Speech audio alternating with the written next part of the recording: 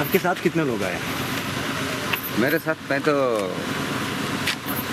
3-4 लोग आया शायद। पहला दिल्ली में आया, उधर से इधर आया। वो बॉर्डर कैसे क्रॉस करते हैं आप लोग? कोई पासपोर्ट भी आता है, कोई ब्लैक में आता है। ब्लैक में कैसे? पैसा बीडीआर है ना, उसको पैसा देना पड़ेगा। किसको? बीडीआर को। बीडीआर नहीं?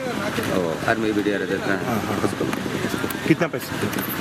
कितना वो गरीब आदमी हम लोग पेट के लिए आया इधर।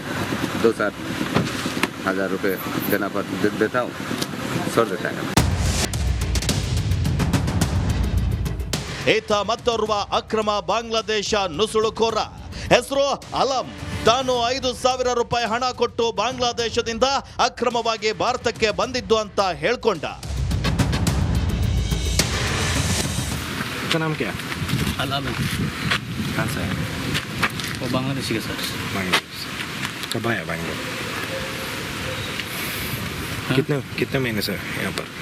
वो 1 महीना हो गया सर। 1 महीना हो गया। कैसे आया वहाँ से? वो बॉर्डर का आया सर। हाँ? वो बॉर्डर का वो कैसे बॉर्डर क्रॉस किया? 4-5 हज़ार दिया तो क्रॉस कर दिया। किसको? वो आदमी के मालूम नहीं सर।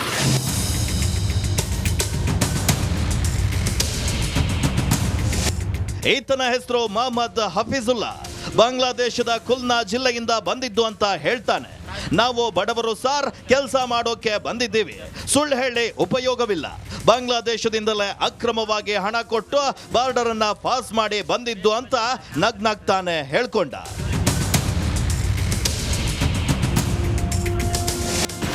नाम क्या है भाई आपका? मोहम्मद हफीजुल। कहाँ से आया? बांग्लादेश का सर। झूठ बोल के आपसे कोई पैदा नहीं, हम गरीब आदमी है। शायद पेट की वजह से है, काम करके खाते सर, चोरी नहीं करते सर। बांग्लादेश में किधर? वो खुन्ना जिला। खुन्ना जिला। कैसे आया वहाँ से? वो हम तो लेके आता है ना दूसरे के आदमी से, थोड़ा बहुत पैसा दे तो लेके आता सर। कितना पैसा? वो 5-6 हज़ार लेता है। 1% का? हाँ। वो किसको देता है? वो मालूम नहीं किसको देता नहीं देता, हमारे को मालूम कैसे। जैसे आप पूछे हम सच बता दिए आपको। ಒಂದ್ ದೇಶದಿಂದ ಇನ್ನೊಂದು ದೇಶಕ್ಕೆ ಹೋಗ್ಬೇಕಂದ್ರೆ ಅದೆಷ್ಟೋ ಕಾನೂನು ಪ್ರಕ್ರಿಯೆಗಳು ಇರ್ತವೆ. ಆದ್ರೆ ಬಾಂಗ್ಲಾದೇಶದಿಂದ ಭಾರತಕ್ಕೆ ಬರೋರು ಮಾತ್ರ ಈ ಎಲ್ಲ ಕಾನೂನನ್ನ ಉಲ್ಲಂಘನೆ ಮಾಡಿ ಅಕ್ರಮವಾಗಿ ಪ್ರವೇಶವನ್ನ ಮಾಡ್ತಾರೆ. ಈ ಬಗ್ಗೆ ಅವರನ್ನ ಪ್ರಶ್ನಿಸಿದ್ರೆ ಹಣ ಕೊಟ್ಟು ಬಂದಿದ್ದಾಗಿ ಹೇಳ್ತಾರೆ. ಇದೇ ನೋಡಿ ನಮ್ಮ ದೇಶದ ದುರಂತ. ಹಣ ಕೊಟ್ರೆ ಏನ್ ಬೇಕಾದ್ರೂ ಆಗುತ್ತೆ ಅನ್ನೋದಕ್ಕೆ ಇದೊಂದು ಸ್ಪಷ್ಟ ನಿದರ್ಶನ. ಇದನ್ನ ಕಂಟ್ರೋಲ್ ಮಾಡದೆ ಇದ್ದಿದ್ದಲ್ಲೇ ಮುಂದಿನ ದಿನಗಳಲ್ಲಿ ಬೆಂಗಳೂರು ಸೇರಿದಂತೆ ರಾಜ್ಯದಲ್ಲಿ ಅಕ್ರಮ ಬಾಂಗ್ಲಾದೇಶ ನುಸುಳುಕೋರರ ಸಂಖ್ಯೆಗೆ ಹೆಚ್ಚಾಗಿರುತ್ತೆ.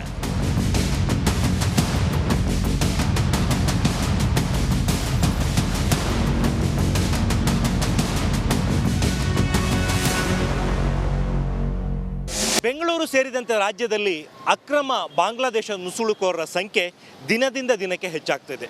ಇದೇ ರೀತಿ ಮುಂದುವರೆದಲ್ಲಿ ಮುಂದೊಂದು ದಿನ ರಾಜ್ಯದಲ್ಲಿ ಮತ್ತು ಬೆಂಗಳೂರಿನಲ್ಲಿ ಅಕ್ರಮ ಬಾಂಗ್ಲಾದೇಶ ನುಸುಳುಕೋರರೇ ಹೆಚ್ಚಾಗಿರ್ತಾರೆ. ಇದಕ್ಕೆ ಕಡಿವಾಣ ಹಾಕುವಂಥ ನಿಟ್ಟಿನಲ್ಲಿ ಸರ್ಕಾರದ ಸಂಬಂಧಪಟ್ಟಂತಹ ಇಲಾಖೆಗಳು ಸೂಕ್ತ ರೀತಿಯ ಕ್ರಮವನ್ನು ಜರುಗಿಸಬೇಕಾಗಿದೆ. ಕ್ಯಾಮ್ರಾ ಪರ್ಸನ್ ಮಂಜುನಾಥ್ ಜೊತೆಗೆ ಸುನಿಲ್ ಧರ್ಮಸ್ಥಳ, ರಿಪಬ್ಲಿಕ್ ಕನ್ನಡ, ಬೆಂಗಳೂರು. आपके साथ कितने लोग आए? मेरे साथ मैं तो 3-4 लोग आया शायद। पहला दिल्ली में आया, उधर से इधर आया। वो बॉर्डर कैसे क्रॉस करते हैं आप लोग? कोई पासपोर्ट भी आता है, कोई ब्लैक में आता है। ब्लैक में कैसे? पैसा बीडीआर है ना, उसको पैसा देना पड़ेगा। किसको? बीडीआर को। बीडीआर नहीं? आर्मी बीडीआर देता है उसको। कितना पैसा? कितना वो गरीब आदमी हम लोग पेट के लिए आया इधर। 2-4 हज़ार रुपये देना देता हूँ, छोड़ देता है। ಈತ ಮತ್ತೋರ್ವ ಅಕ್ರಮ ಬಾಂಗ್ಲಾದೇಶ ನುಸುಳುಕೋರ ಹೆಸರು ಅಲಂ. ತಾನು 5,000 ರೂಪಾಯಿ ಹಣ ಕೊಟ್ಟು ಬಾಂಗ್ಲಾದೇಶದಿಂದ ಅಕ್ರಮವಾಗಿ ಭಾರತಕ್ಕೆ ಬಂದಿದ್ದು ಅಂತ ಹೇಳ್ಕೊಂಡ. उसका नाम क्या? अलाम है। कहाँ से है? वो बांग्लादेशी के सर। बांग्लादेश। कब आया बैंगलोर? हाँ? कितने महीने से यहाँ पर? वो 1 महीना हो गया सर। 1 महीना हो गया। कैसे आया वहाँ से? वो बॉर्डर का आया सर वो बॉर्डर का कैसे बॉर्डर क्रॉस किया?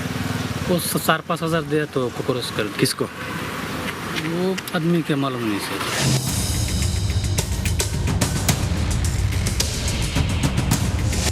ಈತನ ಹೆಸರು ಮೊಹಮ್ಮದ್ ಹಫೀಜುಲ್ಲಾ. ಬಾಂಗ್ಲಾದೇಶದ ಕುಲ್ನಾ ಜಿಲ್ಲೆಯಿಂದ ಬಂದಿದ್ದು ಅಂತ ಹೇಳ್ತಾನೆ. ನಾವು ಬಡವರು ಸಾರ್, ಕೆಲಸ ಮಾಡೋಕೆ ಬಂದಿದ್ದೀವಿ, ಸುಳ್ಳು ಹೇಳಿ ಉಪಯೋಗವಿಲ್ಲ. ಬಾಂಗ್ಲಾದೇಶದಿಂದಲೇ ಅಕ್ರಮವಾಗಿ ಹಣ ಕೊಟ್ಟು ಬಾರ್ಡರ್ ಅನ್ನ ಪಾಸ್ ಮಾಡಿ ಬಂದಿದ್ದು ಅಂತ ನಗ್ನಾಗ್ತಾನೆ ಹೇಳ್ಕೊಂಡ.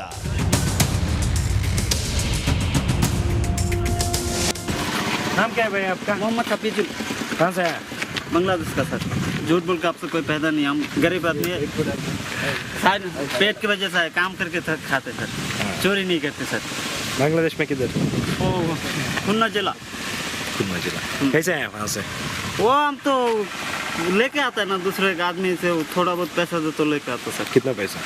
वो 5-6 हज़ार लेता है। एक पर्सन का? हाँ, हाँ। वो किसको देता है? वो मालूम नहीं किसको देता नहीं देता, हमारे को मालूम कैसे, जैसे आप पूछे हम सच बता दिए आपको। ಒಂದ್ ದೇಶದಿಂದ ಇನ್ನೊಂದು ದೇಶಕ್ಕೆ ಹೋಗ್ಬೇಕಂದ್ರೆ ಅದೆಷ್ಟೋ ಕಾನೂನು ಪ್ರಕ್ರಿಯೆಗಳು ಇರ್ತವೆ. ಆದ್ರೆ ಬಾಂಗ್ಲಾದೇಶದಿಂದ ಭಾರತಕ್ಕೆ ಬರೋರು ಮಾತ್ರ ಈ ಎಲ್ಲ ಕಾನೂನನ್ನ ಉಲ್ಲಂಘನೆ ಮಾಡಿ ಅಕ್ರಮವಾಗಿ ಪ್ರವೇಶವನ್ನ ಮಾಡ್ತಾರೆ. ಈ ಬಗ್ಗೆ ಅವರನ್ನ ಪ್ರಶ್ನಿಸಿದ್ರೆ ಹಣ ಕೊಟ್ಟು ಬಂದಿದ್ದಾಗಿ ಹೇಳ್ತಾರೆ. ಇದೇ ನೋಡಿ ನಮ್ಮ ದೇಶದ ದುರಂತ. ಹಣ ಕೊಟ್ರೆ ಏನ್ ಬೇಕಾದ್ರೂ ಆಗುತ್ತೆ ಅನ್ನೋದಕ್ಕೆ ಇದೊಂದು ಸ್ಪಷ್ಟ ನಿದರ್ಶನ. ಇದನ್ನ ಕಂಟ್ರೋಲ್ ಮಾಡದೆ ಇದ್ದಿದ್ದಲ್ಲೇ ಮುಂದಿನ ದಿನಗಳಲ್ಲಿ ಬೆಂಗಳೂರು ಸೇರಿದಂತೆ ರಾಜ್ಯದಲ್ಲಿ ಅಕ್ರಮ ಬಾಂಗ್ಲಾದೇಶ ನುಸುಳುಕೋರರ ಸಂಖ್ಯೆಗೆ ಹೆಚ್ಚಾಗಿರುತ್ತೆ.